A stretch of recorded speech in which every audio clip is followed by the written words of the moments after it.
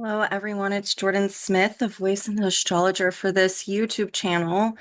I'm doing this new series for Asteroid Goddesses. I was going to upload the first one being for Hecate. I've already recorded it, but I decided to um, schedule it for later on in February and to go ahead and utilize Aletheia.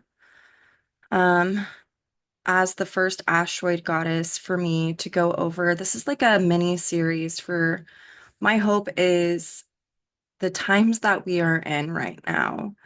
It's really important for us to connect with the more feminine principles and to promote healing. And the feminine principles are within natural law, when naturally expressed, are very much um, rooted in natural laws, universal laws, how we nurture those, how we evolve through the emotional body, how we learn about forgiveness in a natural way, how we nurture the creative principle from within. There's so many ways in which the natural feminine principle, that archetype, um, can be shown, and asteroid goddesses are such a deeply profound way to connect with that. And I've been doing a workshop with a few people who signed up for it over the asteroid goddesses, and it really inspired me to make a YouTube series to go over this.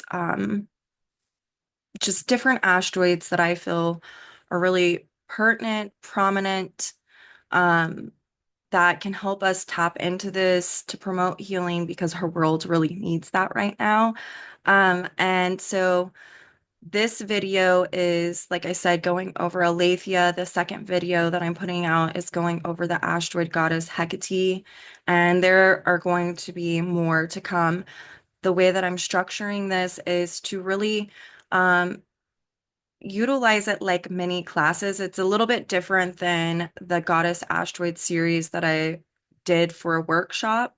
Um, this is more going to be, I'm going to show the discovery chart and really dive into the archetype for us in order to connect with it. Hopefully, these are, excuse me, asteroids that you feel can empower and inspire you. And the last thing I want to say is when we're looking at asteroid goddesses, this has nothing to do with gender. It's men, women, however you um, relate to yourself. It's really not binary. All it's doing is it's showing and reflecting masculine and feminine principles in the natural state, um, not correlating to gender. Gender is more of a social construct, and the essence of yin or feminine energy and yang, masculine energy, is just a natural and timeless principle. And so I really want us to um, be inspired by this. Eventually, I will get into the asteroid gods that represent the undistorted masculine. That's my hope later on down the road. But for now, I'm going to keep it to the asteroid goddesses and the feminine principles. Um, so I hope that you guys enjoy the videos that I start putting out for this. The other thing that I'm going to start doing is I've had people reach out and they really want to understand the archetypes more of just astrology basics. And so I'm going to start putting out um, videos on the houses, correlating to their natural rulers by sign and by planet. Um, and that way it can maybe help you guys, connect deeper with astrology. So be on the lookout for that. I'm also continuing to do, you know, um, my astrology forecast. I'm getting back into my weekly ones this upcoming week, the first week of February. So whenever you watch this, just know that there's a lot that is going to be put out. So without further ado, let me start this presentation for you guys so that way you can possibly connect with this beautiful asteroid goddess Aletheia. So Aletheia is asteroid 259, and she's the goddess of disclosing and mirroring the naked truth through sincerity. And she's usually depicted in white robes with a mirror, usually out in nature, and oftentimes with scales. So her discovery, she was discovered June 28th, 1886 at the Litchfield Observatory in Clinton, New York by CHF Peters. And she is a large main belt asteroid between Mars and Jupiter, who is about the same size as the state of Massachusetts. She's like one of the largest asteroids in the main belt. And her orbital period is 5.5 years, so 5.53. And she completes a rotation on her axis every 8.14 hours. That's pretty quick. Whereas here on Earth, it takes us, 24 hours for a full rotation. So she's spinning quite quickly. So let's dive into the myths and the archetypes. So she was the daughter of Zeus and Hera.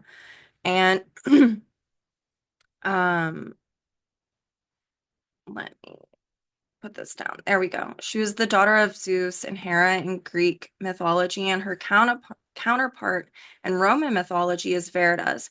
And in that myth, she was crafted by Prometheus. And Veritas and Aletheia have a little bit of a difference, all right? So the Romans adopted the myth of Aletheia, and because of how their society was structured, um, when they adopted Aletheia as Veritas, named her Veritas, her concept is more about social truth and justice, which is interesting to look at in the astrology going on right now. Her and Aletheia are pretty close together.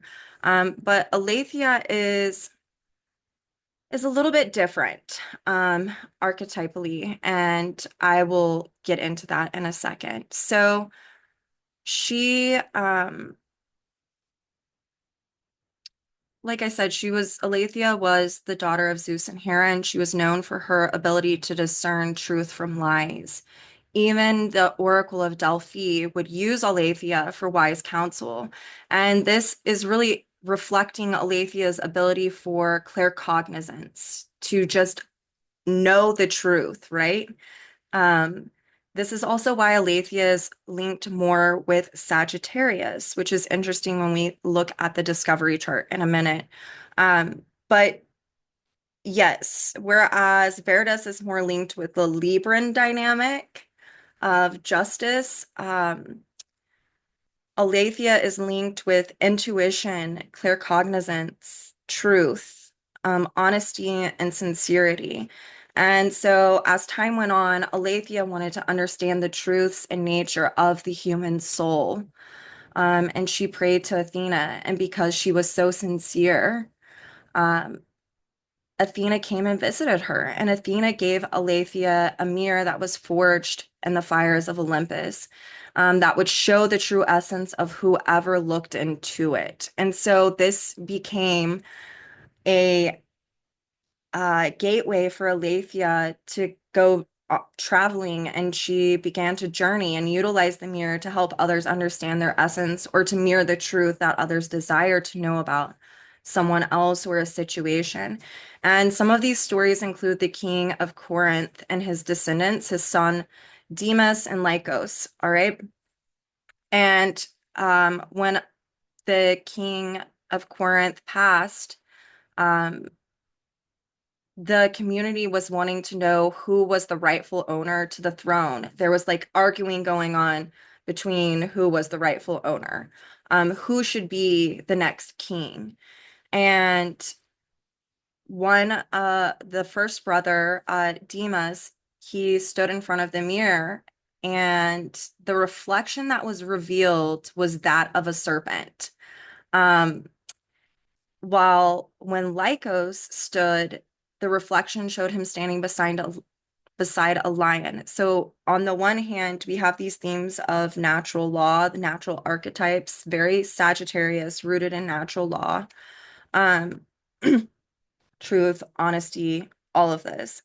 And Demas was who was chosen to be the next king to sit on the throne. Because when the lion appeared, it was standing beside him, really showing his loyalty and his courage. And it was said that Demas was actually the less outspoken one, whereas Lycos was very outspoken, very charismatic, but it revealed that he was a serpent, that he was um, manipulative, and the archetypes that go along with that serpent imagery within Greek mythology.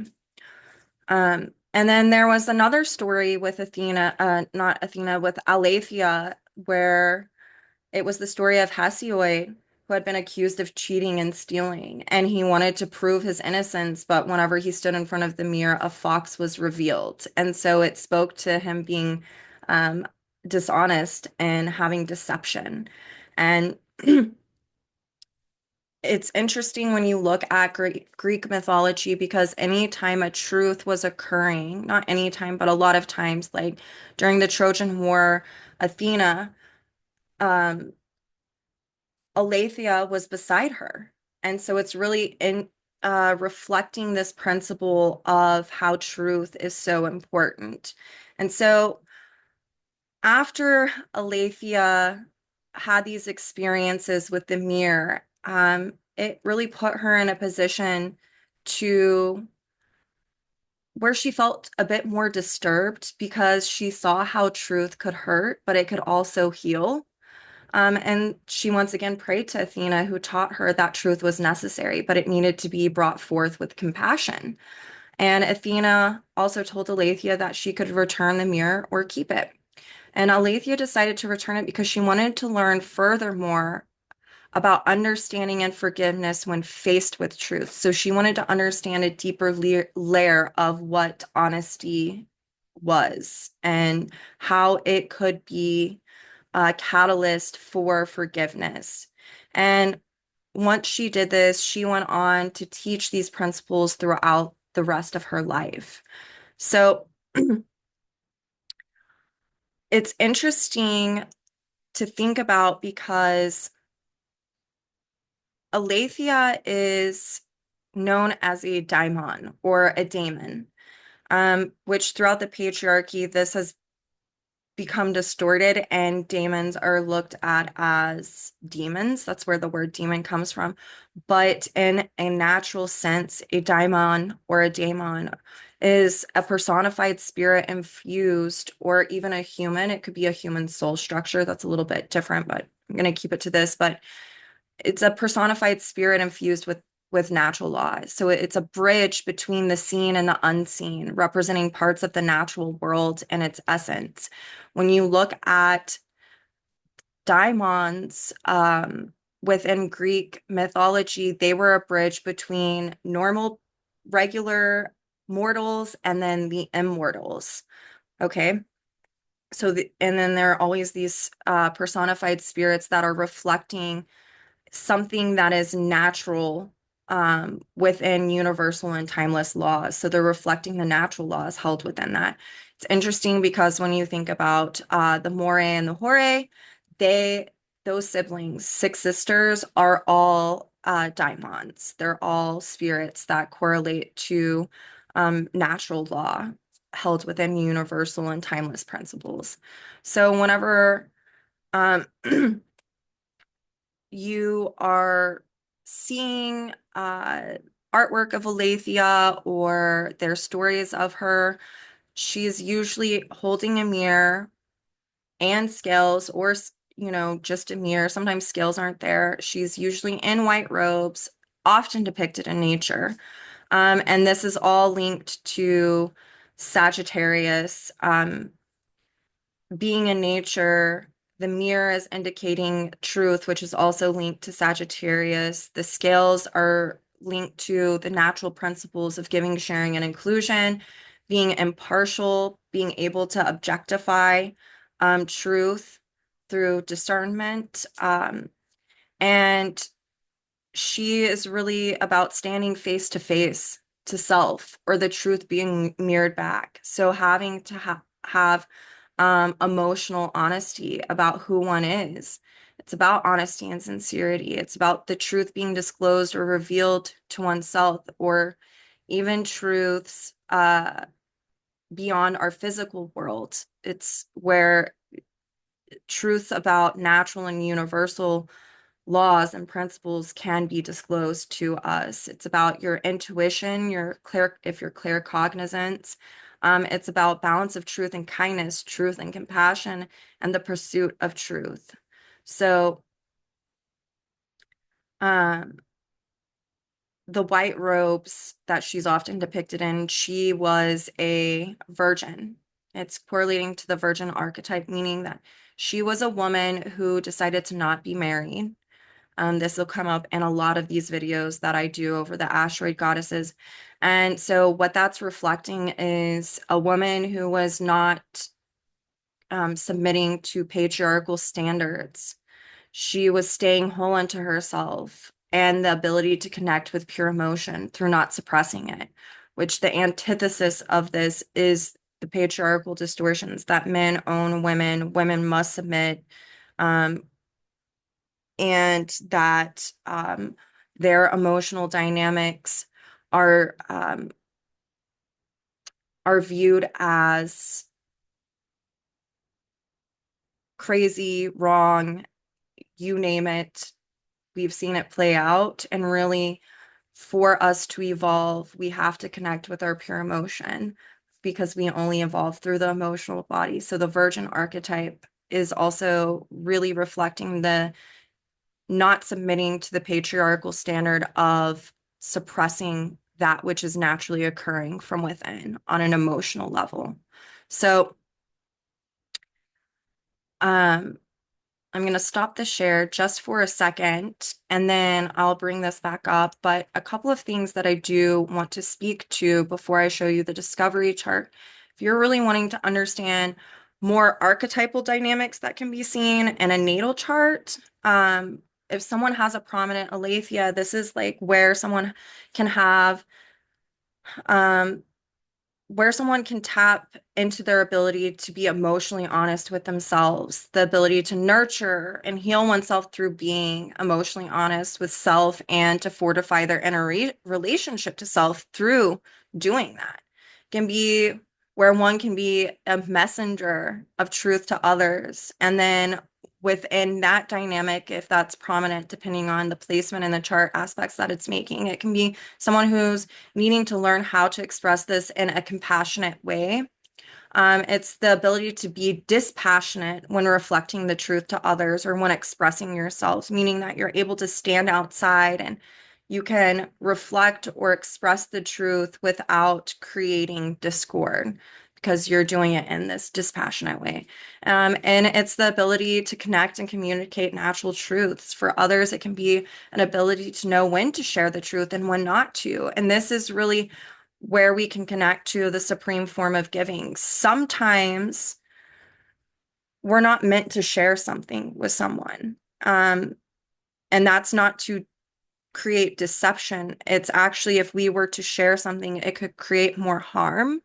And so there's this dynamic within the archetype of aletheia of having discernment around when to share the truth and when to not, to allow it to reveal itself to the other person.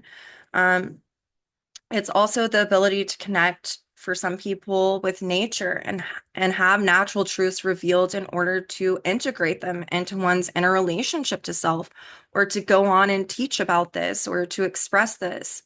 It's also can be the ability to restructure one's own consciousness through natural and timeless truths, especially if you're someone who is trying to decondition from distortions. Maybe you've had a lot of religious um, indoctrination and it doesn't feel true or honest for you on an authentic level.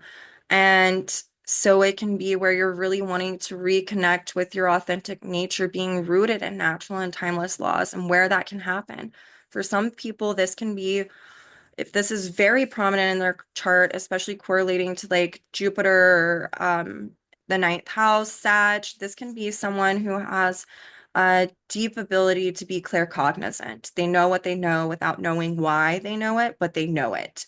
And then it's also this dynamic in natal charts where forgiveness of self and others, learning how to heal when others have been dishonest, but to heal ourselves when we bought into maybe someone else's other deceptions, or it's about the ability to forgive ourselves when we realize that we're not living authentically and honestly.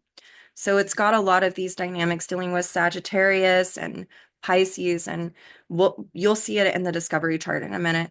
But on a collective level, this archetype through transit can really reflect the truth being exposed, or it can be where the collective can have the truth be mirrored back to them.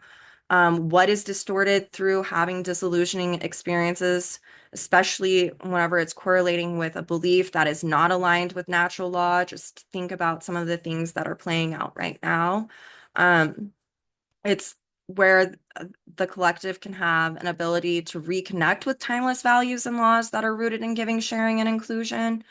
Um, Also, where it is revealed and disclosed to us that we have strayed from these principles. It can really induce sometimes crisis, and Aletheia can disclose or reveal this through her transits.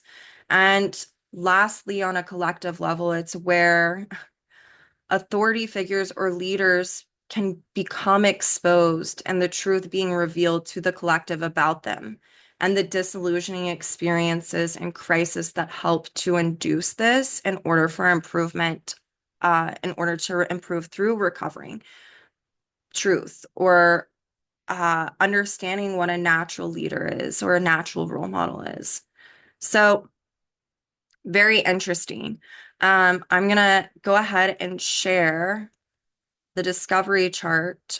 Well, actually, I forgot I put this on here. This is cool. Right now, Aletheia is at 2 degrees Sagittarius. This was today, I'm recording this on the 31st. I checked, she is at 2 degrees Sag. But this was on January 30th, 2025, and you can see her right here. She's not visible to the naked eye, where I live in the United States. But the other thing I wanted to show you all is, let's see here. I wanted to show you, this is really cool. This is on space reference. But if you look at this, I've had this going. So this is a way different date, but I want to make this go faster so you can see the orbit of her around Earth and the sun and our solar system to get a good grasp on, where this is at. And she actually she actually spins faster on her axis, but she rotates around the Earth and the sun a lot slower. It takes her 5.5 years to rotate around the sun, whereas it takes 1 year for the Earth to rotate. And that's why you saw the Earth going faster and her going slower. But if you were to look at Earth's rotation on its axis, it's slower, where hers is faster. And that is really, really interesting and something to ponder about.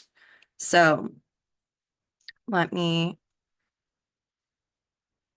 pull this up for you all.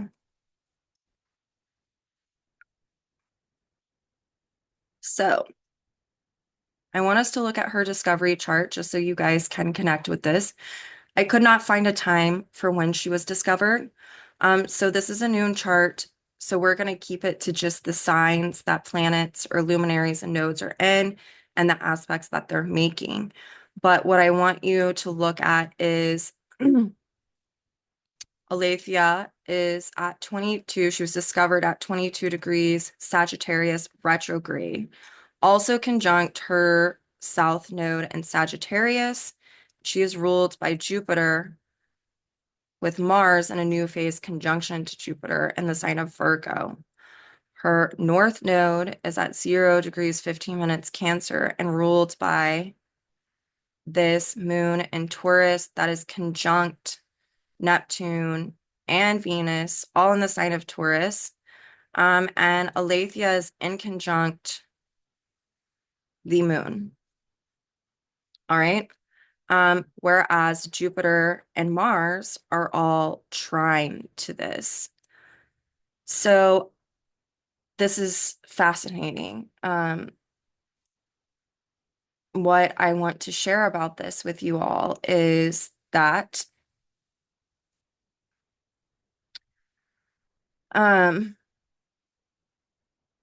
Aletheia in Sagittarius reflects the need to recover natural laws and to be honest. That's the retrograde. We're reliving, redoing in order to resolve something. When she was discovered, she was speaking to this. And Aletheia conjunct her South Node reflects how societies once were rooted in natural law. And with Aletheia and her South Node being ruled by Jupiter with Mars in a new phase conjunction to that Jupiter in the sign of Virgo, is really speaking to the need to act on our desires personally and collectively to improve upon beliefs and recover truths. This also speaks to how crisis within consciousness occurs stemming from beliefs that are rooted in victimization, stemming from religious and patriarchal values. Virgo Pisces is a phenomenon of Judeo-Christian religious doctrine, and Jupiter and Sag can be dogma. This also seen with Jupiter and Mars trine to Venus, Neptune and the moon, how we are called to improve upon this through recovering the actual truth and using it as a catalyst to create new values, or actually improving upon old values through liberating from the distorted values. That's also seen with Uranus being ruled by that Venus, like where we might have held on a collective level and personal levels to things that are actually distortions of natural law, and the need to recover that which is natural and to improve upon our own inner relationships and our values through this recovery process. It is, again, Aletheia and her South Node in conjunct the moon reflects the need for emotional honesty and recovering natural law in order to become more adaptable and self-reliant on collective and personal levels. It's interesting too because what I want to say is if you look here, Pluto is square the nodes. And the resolution is the South Node, and it's ruled by Neptune in this conjunction with the moon and Venus. And so Pluto it's ruled by Mercury in Cancer, who's also ruled by this moon. So Pluto ruled by Mercury in Cancer and Pluto square the lunar nodes with that resolution node being the South Node, and Pisces reflects the need to heal what has been learned through the patriarchy and to recover timeless knowledge linked to matriarchal times. Matriarchal times is the way you can look at whenever societies were all rooted in natural, universal, timeless principles and laws. And then the Uranus trine Pluto speaks to the ability for us to objectify the way to express truth and who to share that with. It also speaks to the need to liberate from those old values. I kind of spoke about this, that are distortions of natural laws, and further the ability to have a personal voice of authority to speak about natural law in order to bring inclusion back to the collective. That's really seen also with Mercury in Cancer, Uranus and Libra, Pluto being ruled by that Mercury, and then also with Saturn and the Sun in a new phase conjunction, which is up here in Cancer, again, ruled by that moon, lots of repeating signatures. But it's also conjunct Aletheia's North Node here in Cancer. And it's trine the lunar south node. This is all trining this south node. And it speaks to the need to dissolve old ways of relating that are not rooted in what is timeless, how we can experience disillusioning dynamics and crisis when we aren't aligned with natural and timeless principles. It's, the north node of Aletheia square to Uranus speaks to the need to liberate from the over-identification of projected values, stemming from social systems that have created abandoning what is actually natural. So it it's this dynamic of reiterating the story, the myth of Aletheia. This discovery chart is. There's so much that you could dive into with this. This is also, the South Node trine Mars and Saturn, ruled by that moon in Taurus. Taurus being your inner relationship to self. Saturn and the Sun in Cancer, really speaking to how we structure our consciousness and how we need to tap into our pure emotion. We could have these emotional dynamics where we've experienced dishonesty or something's revealed to us or disclosed to us, and how we're needing to have forgiveness for ourselves or learn forgiveness for another. It's restated over and over. It's also restated over and over. I'm going to stop this.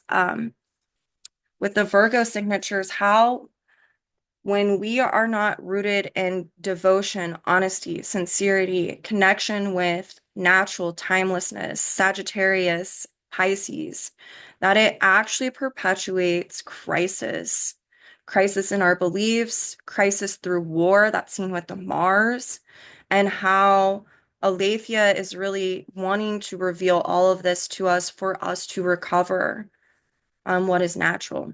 So I hope that this video, it's a mini series that I'm doing, but I hope that it really helps you to start to connect with the archetypes within a discovery chart, the archetype of an actual asteroid, and her nodes. If you are wanting to see where Aletheia is in your chart and where the nodes for Aletheia fall in your chart, I will put a link in the description below for True Node Ephemeris. That's an online resource. It's what I use to put asteroid nodes on charts, like you saw.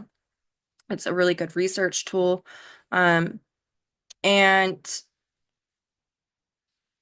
I just hope that this inspires people to connect with this more and more, remembering that a lot of the lessons for Aletheia, I feel like on personal levels too, are like what I've seen is uh recently after I really started connecting with her was I had a conversation with someone who was disclosing something that I needed to hear. That's also that Uranus and Libra in that chart, the ability to hear and discern truth.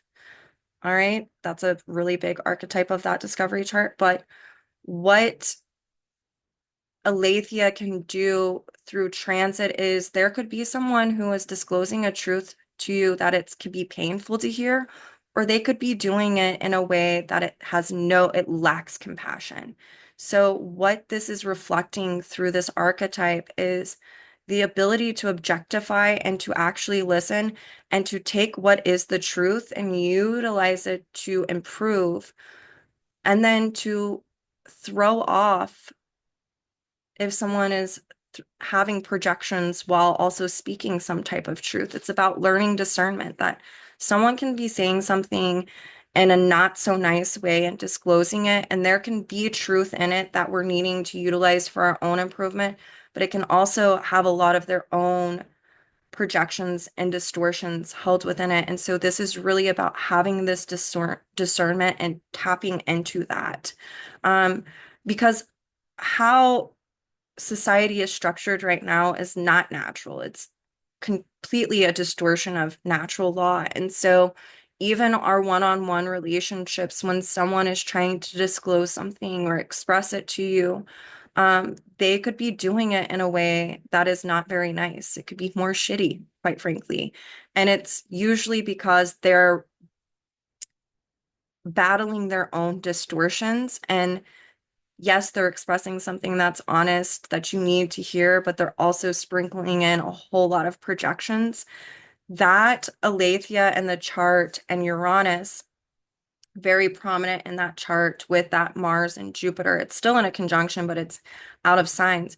That's where one is needing to tap into understanding what is true and what is a projection, and then throwing off the projections, but utilizing the truth that comes from another, communicating something to you to self-improve. Don't throw the baby out with the bathwater just because someone is projecting a whole lot.